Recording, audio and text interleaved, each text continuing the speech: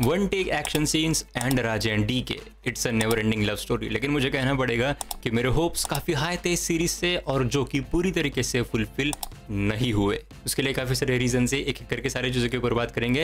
लेकिन I must say कि जैसे शुरुआत हुई थी सीरीज़ की, जिस नोट पे शुरुआत हुई थी, पहले 2.5 से 3 एपिसोड्स आपके लोग काफ़ी अच्छे थे, काफ़ी इंटरेस्टिंग थे, काफ़ी इंट्रीगिंग थे। जो चीज़ें हमें देखने को मिल रही थी काफ़ी इंगेजिंग भी थी, पेसिंग भी काफ़ी बढ़िया थी, सारी चीज़ें मैं तो कहूँगा कि काफ़ी अच्छे नोट पे चल रहे थे। लेकिन जैसे जैसे हम एपिसोड नंबर 4 5 की तरफ जाएंगे, वहाँ पे भी इंटरेस्टिंग आइडियाज़ हमें देखने को मिलते हैं, लेकिन उसका एग्जीक्यूशन इतना ज़्यादा इंटरेस्टिंग वे में हमें नहीं देखने को मिलता है। काइंड ऑफ ब्लैंड सा पड़ जाता है, आप ऐसे कह सकते हो।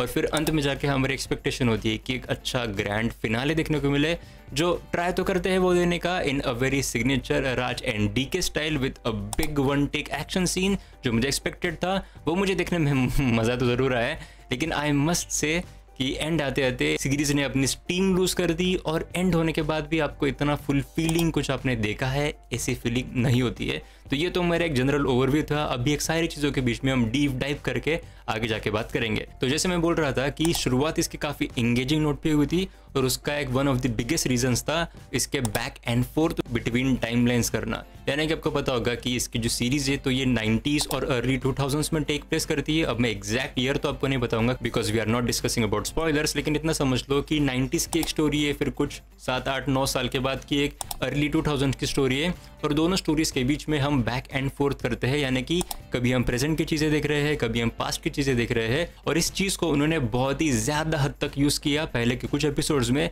जिसकी वजह से एट सम पॉइंट आपको काफ़ी अलर्ट रहना पड़ता है कि यार क्या हो रहा है, क्या हो रहा है, क्या हो रहा है, क्योंकि सारी चीज़ें आपको समझनी है। और इसमें वो इतना आगे पीछे कर रहे हैं दोनों टाइमलाइंस के बीच में, जिसकी वजह से ये काफ़ी एंगेजिंग चीज़ बना देती है एज अ व्यूअर, क्योंकि आपको कुछ भी मिस नहीं करना होता है। और इसके लिए वो काफ़ी हेल्प भी करते हैं बेसिकली कि वो आपको ईयर का स्टैम्प दे देंगे ऑफ कोर्स, लेकिन फिर भी आपको काफ़ी चौकन्ना रह के देखनी पड़ती है सीरीज। जो मुझे लगा उन्होंने काफ़ी ज़्यादा टाइम पे किया, और लेकिन it kind of worked for me, क्योंकि चीज़ों को वो इंटरेस्टिंग ज़रूर बना रहा था। और काफ़ी मेजॉरिटी ऑफ एक्शन सीन्स भी हमें देखने को मिलते हैं शुरुआत में ही, जिसकी वजह से काफ़ी इंटरेस्टिंग चीज़ें भी बने रहते हैं, और ऐसे एक्सपेक्ट करते हो आप कि काफ़ी एक्शन हमें आगे जाके भी देखने को मिलेगा।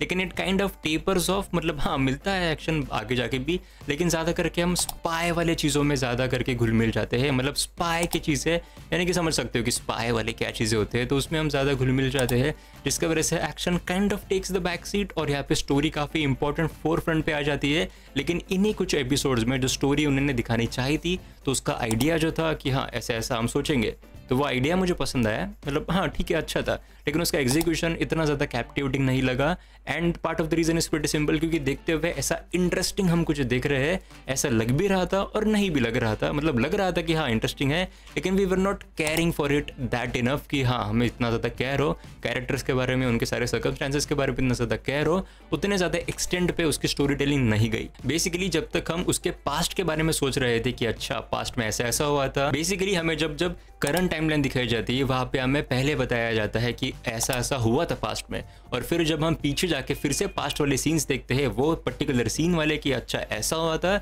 वो चीज़ें इंटरेस्टिंग थे।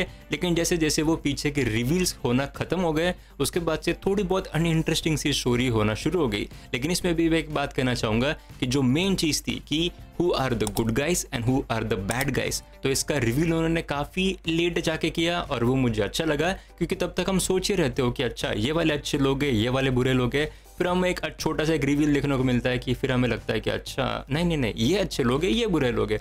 फिर उसके बाद भी काफ़ी मोरालिटी क्वेश्चनिंग वाली चीज़ें आ जाती है कि अच्छा असली में अच्छा है कौन, ये अच्छे है या फिर ये अच्छे है, ये बुरे है या फिर ये बुरे है। तो ये पॉइंट की जो उन्होंने इंट्रिग बना के रखने का ट्राई किया वो मुझे अच्छा लगा। उसके बाद एक बात तो मैं बताना आपको भूल ही गया, शायद आपको पता भी होगा कि ये जो सीरीज़ है सिटाडेल हनी बनी, तो ये कनेक्टेड है एक बड़े इंटरनेशनल यूनिवर्स से, यानी कि प्रियंका चोपड़ा की एक सीरीज़ आई थी सिटाडेल नाम से, तो ये उसकी मेन सीरीज़ थी। फिर उसके बाद उसकी इटली में एक सीरीज़ बनी सिटाडेल डायना नाम से, और अभी ये हमारी इंडिया वाली सीरीज़ है जिसका नाम है सिटाडेल हनी बनी। और मैंने फ्रैंकली दोनों ही बाकी सीरीज़ नहीं देखी है, सीधा यही सीरीज़ देखी है। लेकिन इसके बारे में एक काफ़ी इंपॉर्टेंट बात मुझे पता है, और वो है कि इस सीरीज़ में जो हमें छोटी सी लड़की देखने को मिलती है, तो दैट लड़की is suppose to be Priyanka Chopra's character जब वो बड़ी होती है। और यहाँ पे मैं बात करना चाहूँगा one of the highlights of the series, और वो है ये छोटी लड़की की एक्टिंग। इनका नाम है Kashvi Majumdar, and she just stole the show really. काफ़ी बढ़िया उन्होंने एक्टिंग करी है और उनका एज इस कैरेक्टर के हिसाब से तो काफ़ी कम है, लेकिन वो चीज़ें बहुत बड़ी बड़ी कर देती है। And yeah she was really a delight to watch. बात करेंगे अभी समंथा के बारे में। Samantha was good, Samantha in action was really good. इसके झलकियाँ हमें ट्रेलर से ही देखने को मिली थी, लेकिन यहाँ पे उनका एक वन टेक एक्शन सीक्वेंस है एपिसोड नंबर 3 में, मेरे ख्याल से, मिस मत करना। ऑफ कोर्स आप देख सकते हो, आप समझ सकते हो कि कहाँ पे उन्होंने कट लगाए होंगे, लेकिन nonetheless it really gives a very very good captivating experience. मैं तो कहूँगा ये वाला जो वन टेक एक्शन सीक्वेंस था वो मुझे क्लाइमैक्स वाले से भी ज़्यादा बेहतर लगा।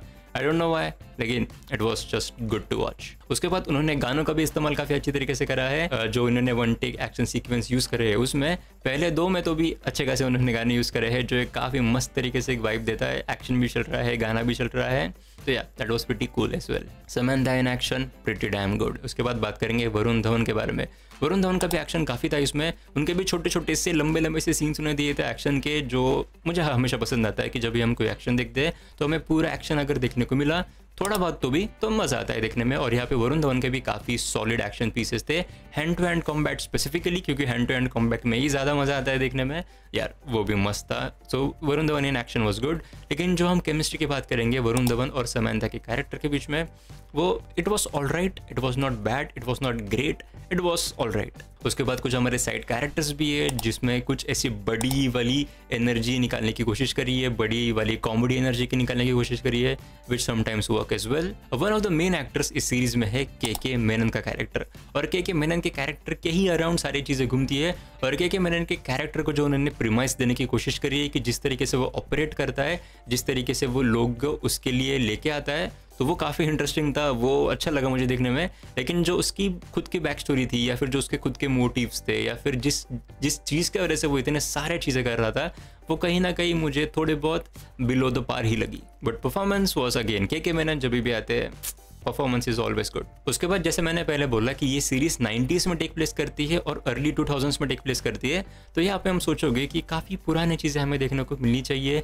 फैशन के सेंस से कह लो, काफ़ी सारे सेंस से कह लो, टेक्नोलॉजी के सेंस से कह लो। ऐसा लगता नहीं है कि हम टोटली ट्रांसपोर्ट हो चुके हैं वो पहले वाले टाइम में। यानी कि हाँ, उन्होंने यूज़ किया है PCOs, फ़ोन्स वगैरह, सैटेलाइट फ़ोन्स, वो सारे यूज़ करे हैं, लेकिन फिर भी from a fashion stand point I don't think कि इट रियली फेल्ट कि हाँ हम 90s में ट्रांसपोर्ट हो चुके हैं। बेसिकली ऐसा लगता नहीं है कि हम 90s की कोई स्टोरी देख रहे हैं। लेकिन इसमें एक बात नोट करने जैसी है कि यहाँ पे जो भी सारे टेक्नोलॉजी हम देखते हैं, सारे टेक जो हम देखते हैं, तो वो काफ़ी हाई एंड वाले होते हैं, काफ़ी हाई टेक सारी चीज़ें चल रही है।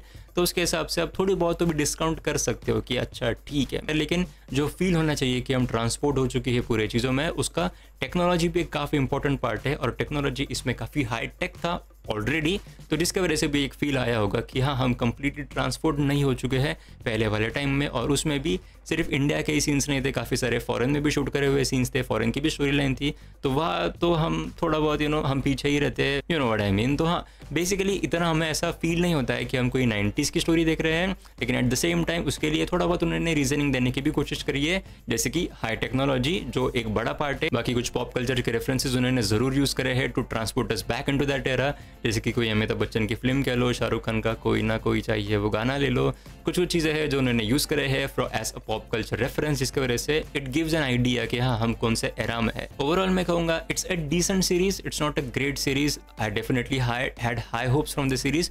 शुरुआत भी काफ़ी इंटरेस्टिंग नोट पे शुरू होती है, लेकिन जैसे जैसे हम सीरीज में डीप जाना शुरू करते हैं, जैसे जैसे सीरीज खत्म होने लगती है, वैसे वैसे काफ़ी सारी चीज़ें अनइंटरेस्टिंग से साउंड करना शुरू हो जाते हैं। और आपको पता होगा कि मेरा एक इंग्लिश वाला चैनल भी है जिसका नाम है पिकी इनसाइट्स, लेकिन मैंने एक नया चैनल भी शुरू किया है जिसकी लिंक आपको डिस्क्रिप्शन में मिल जाएगी। उसका पहला वीडियो मैं आज ही अपलोड करने वाला हूँ शाम में, जहाँ पे भी हम मूवीज़ के बारे में ही बात करेंगे, लेकिन एक काफ़ी डीपर सेंस में। यानी कि अगर आपको मूवीज़ के बारे में काफ़ी डीप नॉलेज रखना पसंद आता है, या फिर आप मूवी के बारे में काफ़ी नर्ड टाइप लोग हो, तो आप डेफिनेटली उस चैनल को विजिट कर सकते हो। उसका पहला वीडियो जैसे कि मैंने बोला आज शाम को आने वाला है, और ऑफकोर्स चैनल पर आपको बाकी वीडियोज़ भी दिख रहे होंगे, चेकआउट कर सकते हो। And as always thank you so much for watching.